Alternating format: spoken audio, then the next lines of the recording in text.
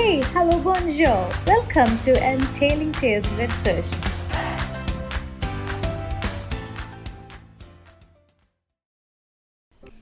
On next in our Sudha MURTHY series is a cute yet touching story about little Sudha and her grandmother, about the bond they share and the amicable relationship between grandparents and grandchildren. Reading How I Taught My Grandmother to Read by Sudha MURTHY. When I was a little girl of about 12, I used to stay in a village in North Karnataka with my grandparents. Those days, the transport system was not very good, so we used to get the morning paper only in the afternoon. The weekly magazine used to come one day late. All of us would wait eagerly for the bus, which used to come with the papers, weekly magazines, and the post. At that time, Triveni was a very popular writer in the Kannada language. She was a wonderful writer. Her style was easy to read and very convincing. Her stories usually dealt with complex psychological problems in the lives of ordinary people and were always very interesting. Unfortunately, for Kannada literature, she died very young. Even now, after 40 years, people continue to appreciate her novels. One of her novels, called Kashi Yatre, was appearing as a serial in the Kannada weekly Karma Veera then. It is the story of an old lady and her ardent desire to go to Kashi or Varanasi. Most Hindus believe that going to Kashi and worshipping Lord Vishveshwara is the ultimate punya. This old lady also believed in this, and her struggle to go there was described in that novel. In the story, there was also a young orphan girl who falls in love, but there was no money for the wedding. In the end, the old lady gives away all her savings without going to Kashi. She says the happiness of this orphan girl is more important than worshipping Lord Vishveshwara at Kashi. My grandmother Krishtaka never went to school, so she could not read. Every Wednesday the magazine would come and I would read the next episode of this story to her. During that time, she would forget all her work and listen with the greatest concentration. Later, she would repeat the entire text by heart. My grandmother too never went to Kashi, and she identified herself with the novel's protagonist. So more than anybody else, she was the one most interested in knowing what happened next in the story and used to insist that I read the serial out to her. After hearing what happened next in Kashi Yatre, she would join her friends at the temple courtyard, where we children would also gather to play hide and seek. She would discuss the latest episode with her friends. At that time, I never understood why there was so much of debate about the story. Once, I went for a wedding with my cousins to the neighboring village. In those days, a wedding was a great event. We children enjoyed ourselves thoroughly. We would eat and play endlessly, savoring the freedom because all the elders were busy. I went for a couple of days but ended up staying there for a week. When I came back to my village, I saw my grandmother in tears. I was surprised, for I had never seen her cry, even in the most difficult situations. What had happened? I was worried. Ava, is everything alright? Are you okay? I used to call her Ava, which means mother in the Kannada spoken in North Karnataka. She nodded but did not reply. I did not understand and forgot about it. In the night after dinner, we were sleeping in the open terrace of the house. It was a summer night and there was a full moon. Ava came and sat next to me. Her affectionate hands touched my forehead. I realized she wanted to speak. I asked her, "What is the matter?" When I was a young girl, I lost my mother. There was nobody to look after and guide me. My father was a busy man and got married again. In those days, people never considered education essential for girls, so I never went to school. I got married very young and had children. I became very busy.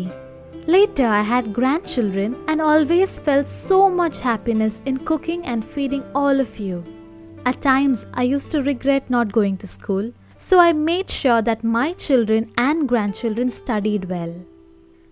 I could not understand why my 62-year-old grandmother was telling me, a 12-year-old, the story of her life in the middle of the night. But I knew I loved her immensely, and there had to be some reason why she was talking to me. I looked at her face. It was unhappy and her eyes were filled with tears. She was a good-looking lady who was usually always smiling. Even today, I cannot forget the worried expression on her face. I leaned forward and held her hand. "Ava, don't cry. What is the matter? Can I help you in any way?" "Yes, I need your help. You know, when you were away, Karmavira came as usual. I opened the magazine. I saw the picture that accompanies the story of Kashi Yatre, and I could not understand anything that was written. Many times I rubbed my hands over the pages, wishing they could understand what was written. But I knew it was not possible. If only I was educated enough. I waited eagerly for you to return. I felt you would come early and read for me. I even thought of going to the village and asking you to read for me. I could have asked somebody in this village, but I was too embarrassed to do so. I felt very dependent and helpless. We are well off, but what use is money when I cannot be independent?" I did not know what to answer. Ava continued. "I have decided I want to learn the Kannada alphabets from tomorrow onwards. I will work very hard. I will keep Saraswati Puja day during Dasara as the deadline. That day I should be able to read a novel on my own. I want to be independent." I saw the determination on her face, yet I laughed at her. "Ava, at this age of 62 you want to learn alphabets? All your hair are grey, your hands are wrinkled, you wear spectacles and you work so much in the kitchen." Childishly I made fun of the old lady, but she just smiled. "For a good cause, if you are determined, you can overcome any obstacle. I will work harder than anybody, but I will do it. For learning, there is no age bar." The next day onwards, I started my tuition. Ava was a wonderful student. The amount of homework she did was amazing. She would read, repeat, write, and recite. I was her only teacher and she was my first student. Little did I know then that one day I would become a teacher in computer science and teach hundreds of students. The Dasara festival came as usual. Secretly, I bought Kashi Yatre, which had been published as a novel by that time. My grandmother called me to the puja place and made me sit down on a stool. She gave me a gift of a frock material. Then she did something unusual. She bent down and touched my feet. I was surprised and taken aback. Elders never touch the feet of youngsters. We have always touched the feet of God, elders, and teachers. We consider that as a mark of respect. It is a great tradition, but today the reverse had happened. It was not correct. She said, "I am touching the feet of a teacher, not my granddaughter. A teacher who taught me so well, with so much of affection that I can read any novel confidently in such a short period. Now I am independent. It is my duty to respect a teacher. Is it not written in our scriptures that a teacher should be respected irrespective of the gender and age?" I did return namaskara to her by touching her feet and gave my gift to my first student. She opened it and read immediately the title, Kashi Yatre by Triveni, and the publisher's name. I knew then that my student had passed with flying colors. Thank you.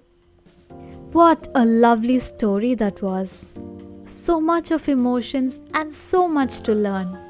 If you enjoyed this story, please continue listening to Entailing Tales as we have more such amazing stories in line. Have a great day.